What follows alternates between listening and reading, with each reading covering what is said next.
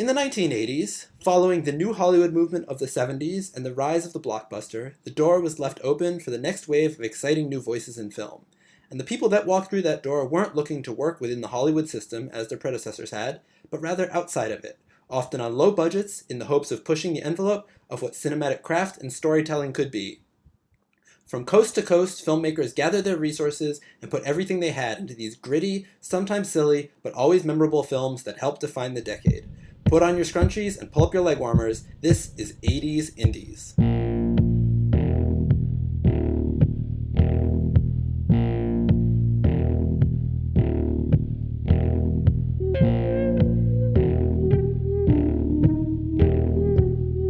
Hello and welcome to Cult Movie Cult, where we watch and discuss the horrific, the obscure, and the flat-out strange from the other side of cinema. I'm Mark Dickerson. And I'm Jeremy Fink. And today on the show, we're going to be discussing Abel Ferrara's 1981 film, Miss 45. Every day, on every street, in every city, women are insulted, abused, threatened. Nana, what's the matter?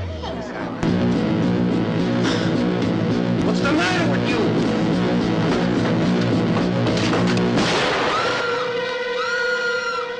Miss 45 is a 1981 film directed by Abel Ferrara that follows the story of Thana, played by Zoe Tamerlis, also known as Zoe Lund, a mute garment worker who is raped twice on the same day and goes on a violent revenge spree against reprehensible men.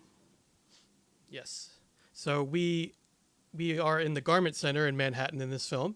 And you don't see many films set in this specific section of New York. I've realized that when I was watching this. It's very specific. And when we were originally discussing what series we'd like to talk about, we had discussed doing possibly New York indies because so many great cult indie films take place there. But ultimately, we wanted to open up to some other films that we wanted to talk about and focus instead on a particular era in indie films. And Jeremy, I feel like both you and I are fascinated by independent films and filmmakers for obvious reasons because we're involved with filmmaking, and I think it's a cool idea to look at them at certain time periods. Mm-hmm.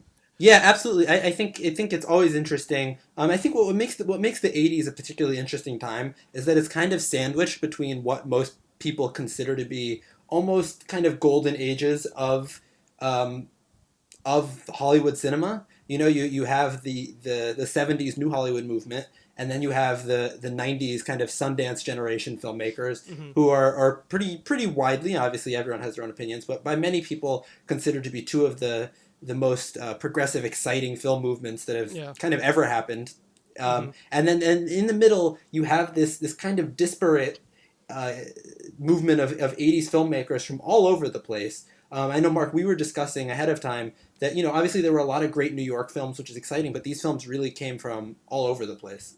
Yeah, definitely. And we got to talk about lots of different types of filmmakers, which we don't normally get to in this in our show. And one of them is Abel Ferrara, and he's someone that I would like to do a series on actually in the future because he's just such an interesting filmmaker and character in his own right. So this film, Miss 45, is his second feature film after The Driller Killer in 1979, which is another really wild film. And I think we may return to that one if we ever do our Video Nasty series. Yes. Highly recommend. Yeah, that movie is great. And actually watching this film, Miss 45, made me want to rewatch that movie again. And that was his first film, although he did actually make a film before that, which, we already said a disclaimer here, so let's just go ahead and say the title of that one. That would be 9 Lives of a Wet Pussy. So that was a adult film that he is actually under a different name. He's listed under Jimmy Boy L.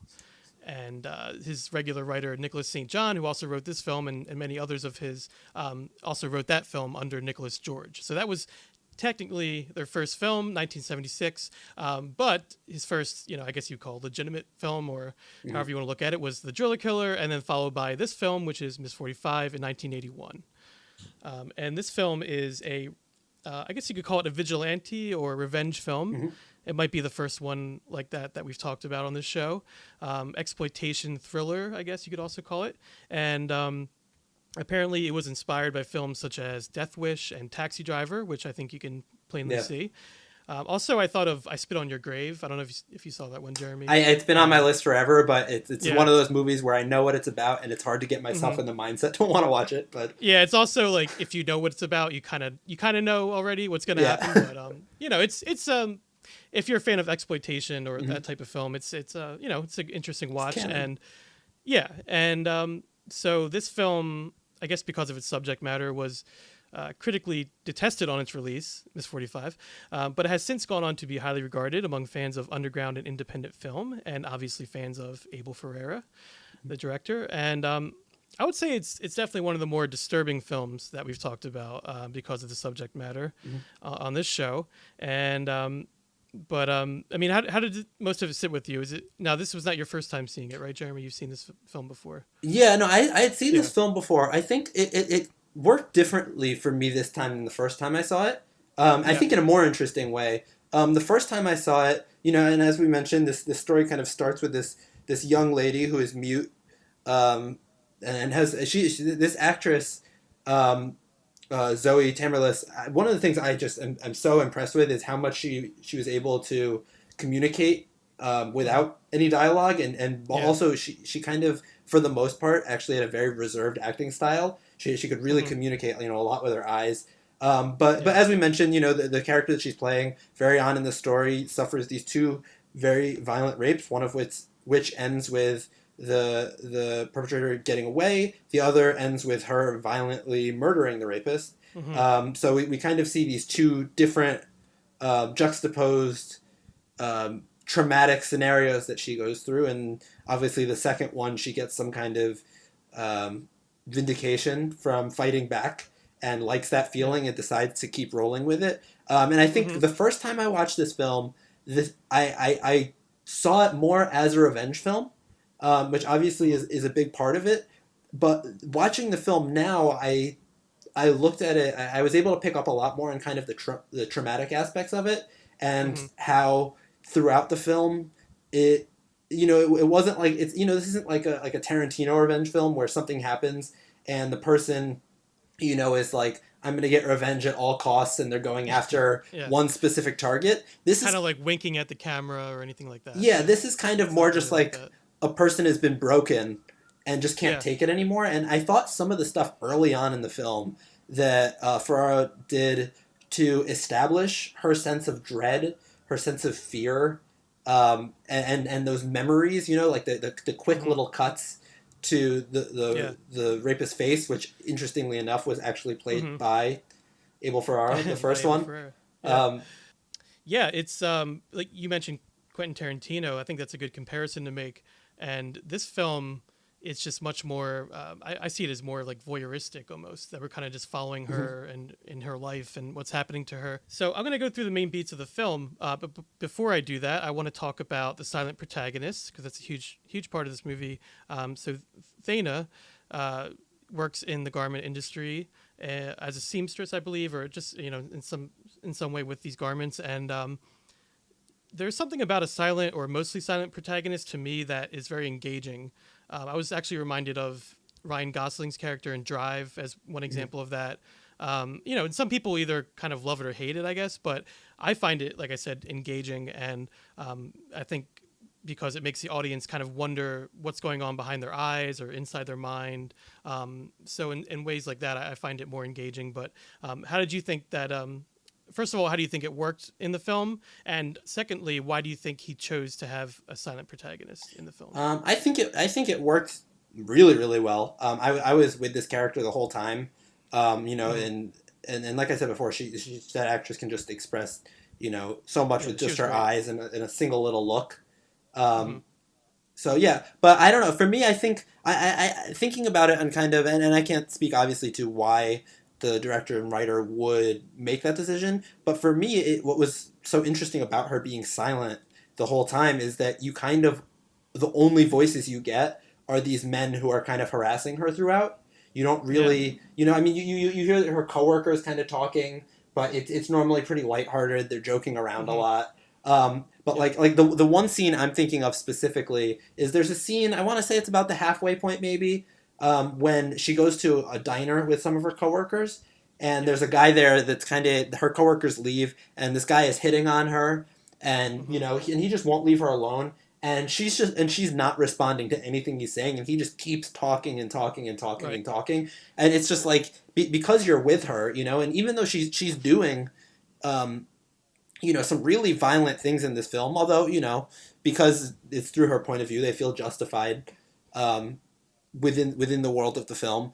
But it's like the way she just kind of stands there and takes it, and it's just listening and listening and listening, and you can just feel that sense of dread that like but oppression. It's like almost like very oppressive. Yeah, because all these voices coming at her. Yeah, and you almost get the feeling that even if she could speak, it would be ignored.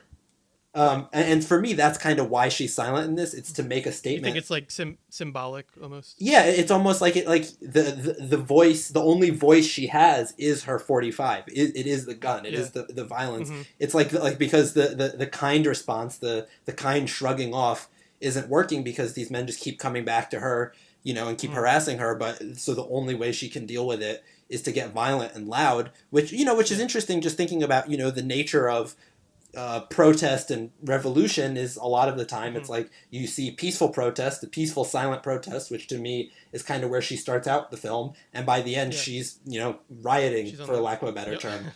Right. She kind of takes a journey there. Yeah, definitely. I thought the silent protagonist idea really worked well in this film, much like you did. And also I thought it allowed for a more surreal cutting, like the editing of the film, and a more stylistic approach overall, and some really strong imagery as well. So I think he used that because not only for the symbolic nature of it, but I think it just allowed him to do so many things filmmaking wise, and acting as well. Like you said, she's so good in the film and carries it almost entirely with just her face and look in her eyes. So it's really interesting.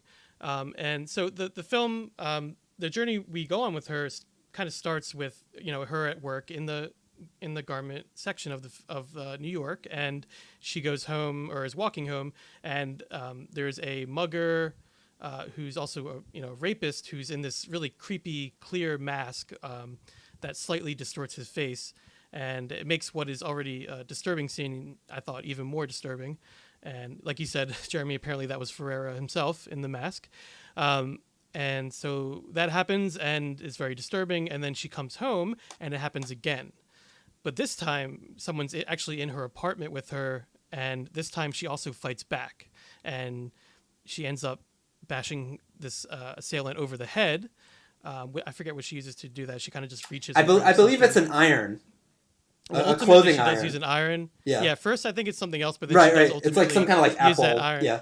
Yeah, something that she just grabbed, and but she finishes him off with this iron, and that imagery of the iron would come back later in the film as well when she's working with one and using the same thing, and she kind of thinks back to that, and that was a nice little moment, I thought.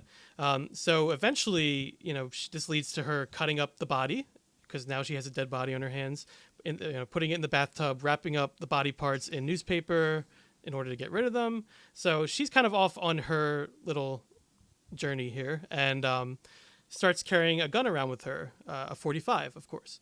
And I don't know if they mentioned where she gets the gun or if I just missed that, but I believe it was the guy in the apartment. He had a gun on him. Oh, right. Okay, that makes sense. Yeah, so she takes the assailant's gun, the 45, and she starts to take a more, I guess you could call it, preemptive approach to dealing with these city scumbags that she runs into. And it starts off, kind of like almost a revenge fantasy type film, exploitation film, where she is literally taking to the streets with this firearm, and she's just kind of taking things into her own hands. And I think it's for the first time she feels control over the situation. And I think that eventually kind of goes to her head. But in the beginning, it's seen more as like a defensive thing. And also the path that she goes on. Now, I've never seen it, although I've always meant to watch it. But Dexter, have you seen that show? I haven't. So I know the premise of Dexter, and it kind of reminds me of that, where someone who exclusively, so in Dexter, he exclusively murders serial killers. And in this, this is kind of like the sort of vigilante who they feel that their methods and deeds are justified in some way. And in this case, this is someone who's been done wrong. I think twice in one day that'll make anyone snap in a certain way. And so, this is kind of what she decides to start doing, is going around and taking care of these men in her own way. There's one really poignant scene early on where she writes a note to one of her friends, one of her coworkers, and she writes, "I just wish they would leave me alone." Yeah. And I thought that was like really, even though she doesn't have any dialogue really in the film, I thought that was really a strong line to take from it. So shortly after this, she has another encounter, and a man on the street approaches her, propositions her to make the big bucks, as he says, takes her back to his place, and this does not go well for him. We see that he's a photographer with this white backdrop, and immediately this backdrop is painted red with his blood. Thana shoots him without even stepping out of the elevator. So she's pretty determined by this point. These men are not going to mess with her. So she's, really, but at this point, it could still be seen as defensive, maybe. But I think at some point it does take that turn where she's almost just hunting these people or looking for reasons, maybe. Did you get that kind of trajectory, though? When you watched it, Jeremy? Well, I think what it kind of becomes is, like you said, it's almost like a preemptive thing where she's coming across these people and she's seeing them, do these like little small actions and is saying, this person who's willing to do this little thing could easily turn into someone, like who could do one of those bigger terrible things. And part of it is justified because of what happened to her. And what that can do to a person's, inner psyche, obviously, can be tremendous. So you do sympathize with her in that regard, and that actually makes me think of. I've been thinking a lot about the anti-hero, just for my own like writing projects and things like that. I've been kind of doing research on them and why audiences sympathize with them and root for them. I find it very interesting, the psychology of that, and how do you see Thana in the pantheon of sympathetic yet extremely flawed protagonists? Do you see her fitting that kind of anti-hero mold, I guess? Yeah, totally. I think it's interesting because she works in a different way than most anti-heroes normally do, because I feel like a lot of the time you meet the anti-hero and they're kind of an anti-hero from the beginning. They kind of already have... Like Tony Soprano is like the big example. Yeah, exactly. Walter or like White from Breaking Bad. Or we mentioned like Tarantino before. It's like in pretty much all of his revenge films, those people are already equipped for killing. They're already have had life experience and fight. Whereas with her, it seems like she kind of it's almost like what is it, like the Killing Joke, where they talk about there's the line like if anyone could have one bad day. Yeah. Or something like that. It's kind of like that, where it's like it seems like this is a person who is a little bit on edge to begin with, but doesn't seem like a violent person. She seems like she says she just wants to be left alone. She wants to be able to just move through her life. But when her life is infringed upon and her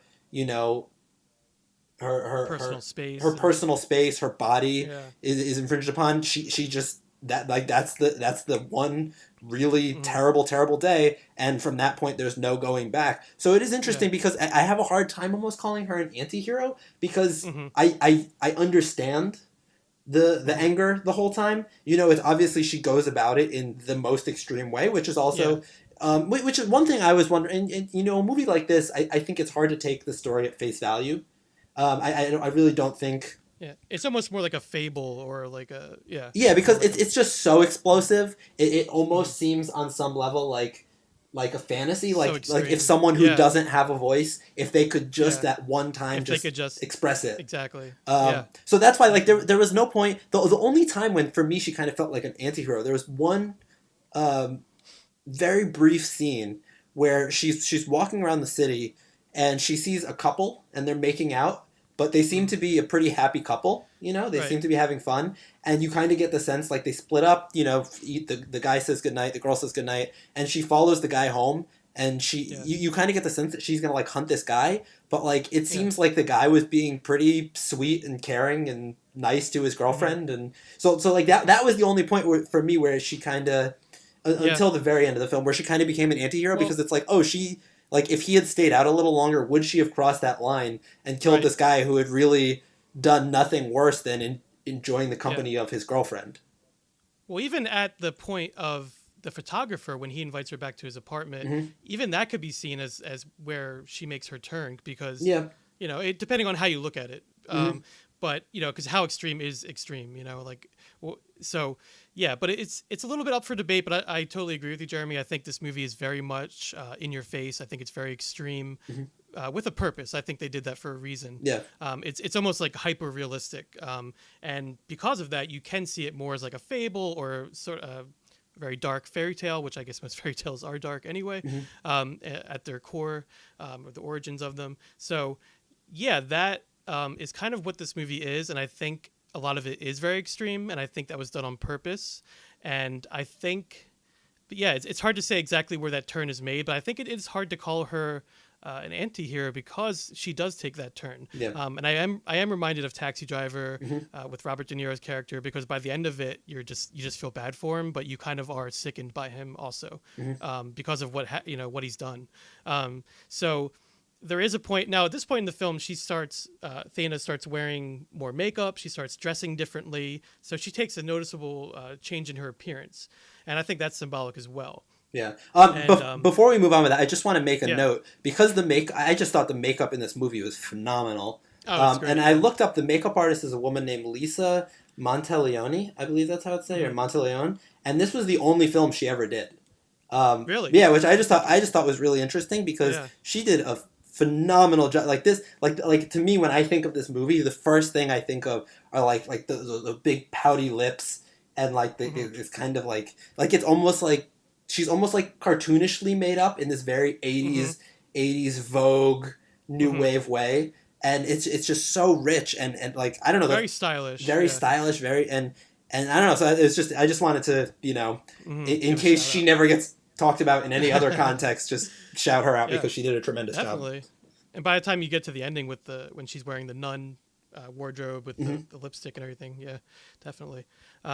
So just to kind of, I'm not going to like go over every beat of the story, but just to kind of briefly go over what happens from this point on. So she takes to the streets and she actually takes out a pimp who's beating up on one of his prostitutes in the street.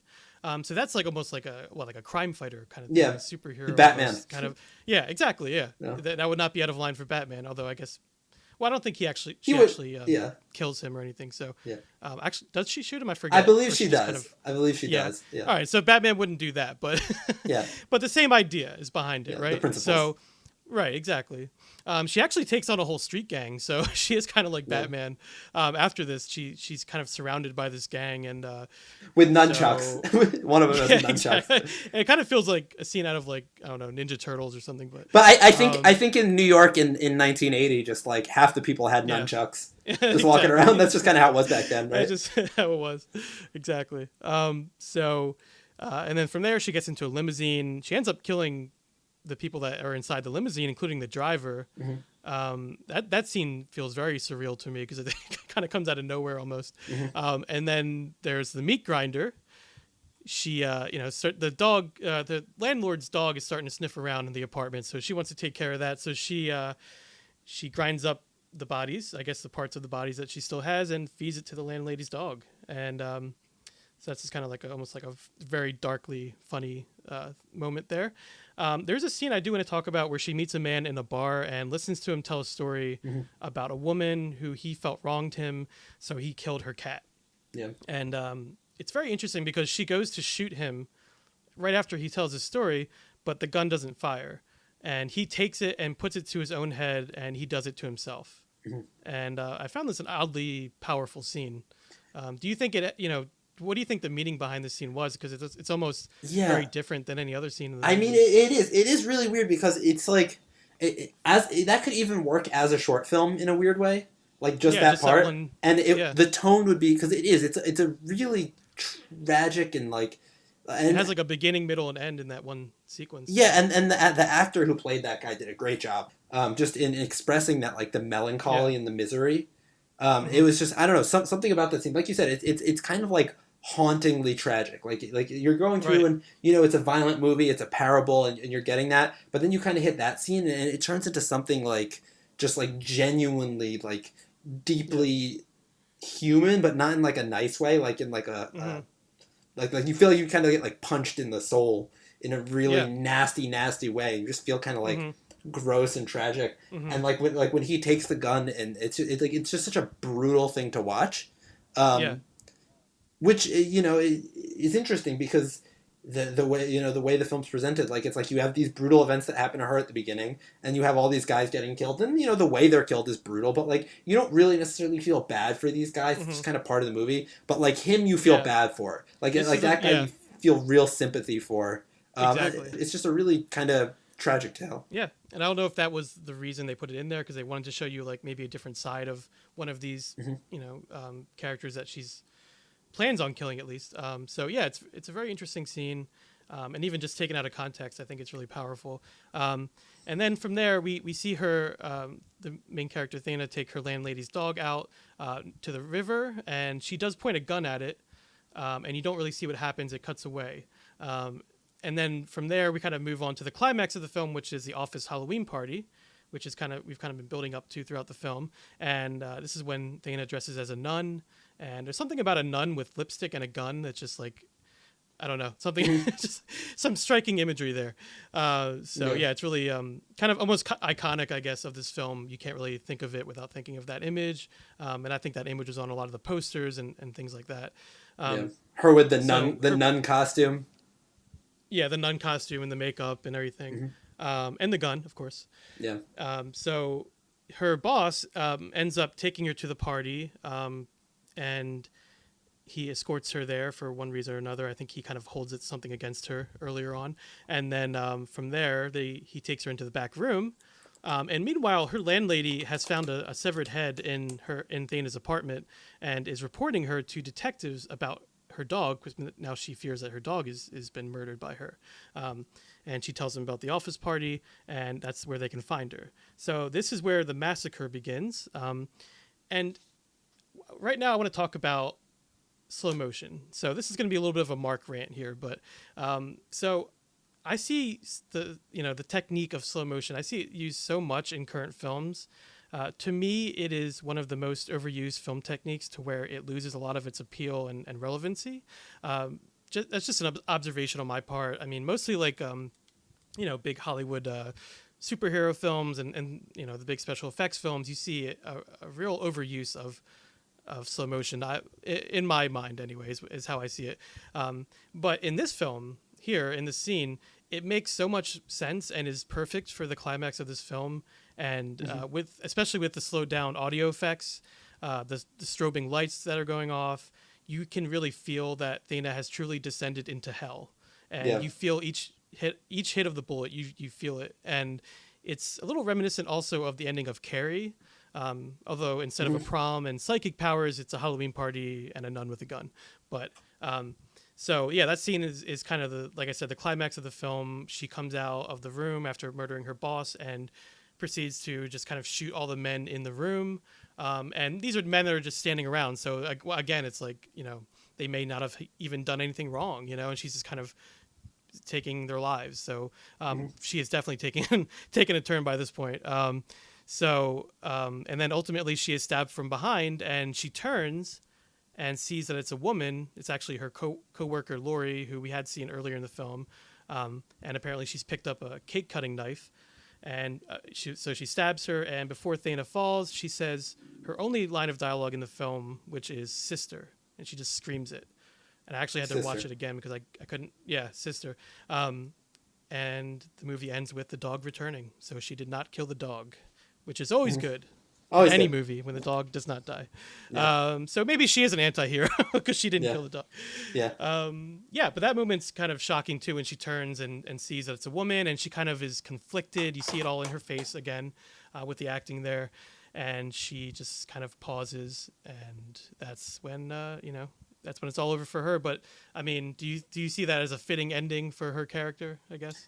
Yeah, I think just that sense of betrayal is just so kind of profound there. Like, to me at least, the look look she gives. Was the coworker's name Lori? You said Lori, yeah. And there's got to be a Lori in every single 80s. I horror swear, yeah. slasher. When I saw that, I was like, must of have been course, right? Yeah, sorry for that tangent, but I swear it's like you watch any '80s movie, there's always a Lori. But yeah, Right. I think it's kind of this moment where she's looking at her like, you know, don't you understand? Don't you have these experiences too? Mm-hmm. Um, Right.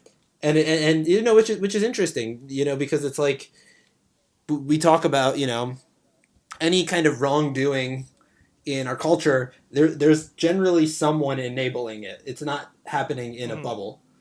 So to me, Yeah. that's kind of that moment. Like, you know, we understand Laurie's point of view too, because it's like you're hanging out at a Halloween party and one of your coworkers starts shooting a bunch of people. It's not an Right. unreasonable response to stop them. I would say it's the most reasonable response, but it is just that look for a moment from Thana where it's just like she's just like it's almost like the et tu Brute, you know, like and you like you Yeah. would do this too to Mm-hmm. me, you know, Mm-hmm. like no one is here to look out for me, no one would protect me, you know, Mm-hmm. no one would understand, and it goes back I think to that idea of her being silent, you know, it's like Yeah. no one's gonna listen, you know, Mm-hmm. even in the beginning, and I think that's maybe part of it is like I think Lori, if I'm correct, was the one she handed the note to, right? That said, I I just believe want to be so. left I alone. believe so. So Yeah. it's like Yeah. for me, that moment is kind of like you understand. I just want to be left alone, Yeah. and you've been sitting here watching while this guy takes me to this Mm-hmm. party, while all these people are like standing around talking to me and harassing me, and then after all that, you literally stab me in the back. It's like that's you Mm-hmm. know, Yeah. She does it's literally kind of like a snap her. guilty by Yeah. association thing. She literally Mm-hmm. stabs her Yeah. in the Definitely. back. So it's kind of I think Yeah. for me it's kind of like a guilty by association. Like how could you do that? Yeah. Which Mm-hmm. obviously as an audience we see it, maybe we understand her point of view. We also, like we said before, maybe see it a little differently because she walked Yeah. into a party of an office party more or less and just shot a bunch of people. Mm-hmm. But Yeah. you know, But it does leave you with a lot to think about. I will say that. And Zoe Lund Tamerlis, because she went by her married name towards the end of her life, she did have a very unfortunately short career and life. She was only 17 at the time of filming Miss 45, which is kind of phenomenal too. That she was able to pull off such a great performance at such a young age. But I think because she is so young in the film, it also adds to it.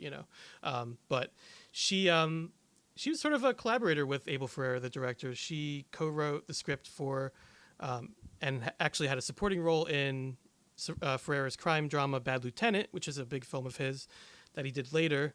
And she plays a drug addict in that film, and she was a drug addict in real life. She was actually a very staunch advocate for heroin. She loved heroin.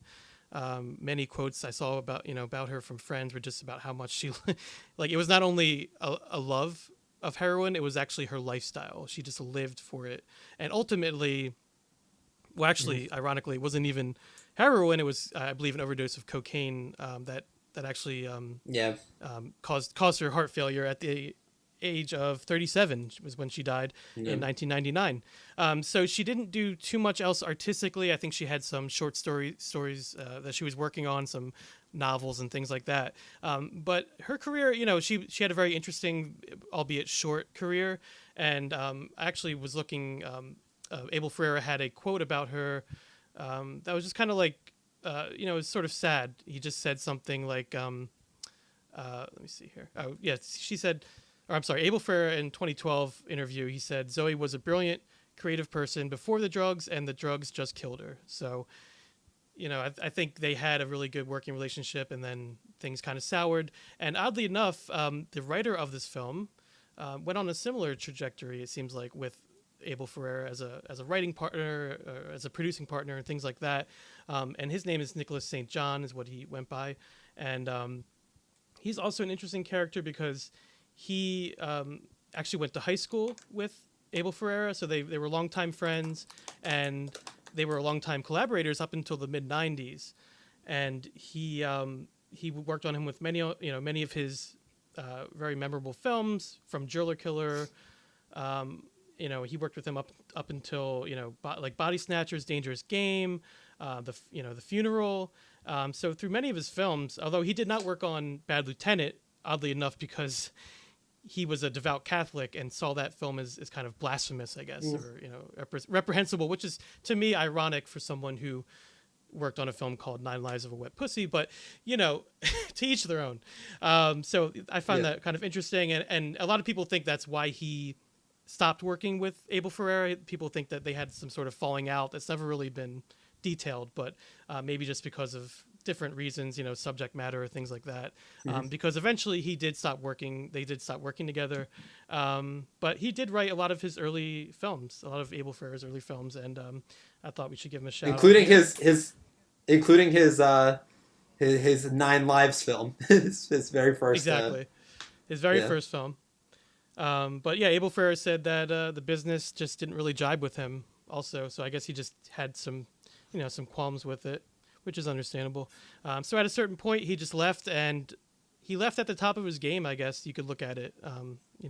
So yeah, and this film, once again, like I said, ironically, he was opposed to the one film because I feel like a lot of these films are pretty gritty and pretty exploitative. And this film, when it was released on VHS in 1983 in its uncut form, but when it was released on DVD in 2000, there were edits made to censor mostly the rape scenes, but also some violence at the end with the Halloween party.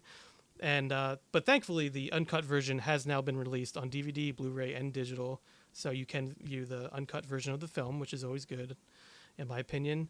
But yeah, this film, it's definitely an Abel Ferrara film, but it's definitely an early Abel Ferrara film. We talked about The Driller Killer, Jeremy, and how that film was definitely more of like a slasher horror thriller kind of film. And this film is in that same vein, kind of taking it to the next level, I thought. I'm not sure how you see this film compared to other Abel Ferrara films that you've seen.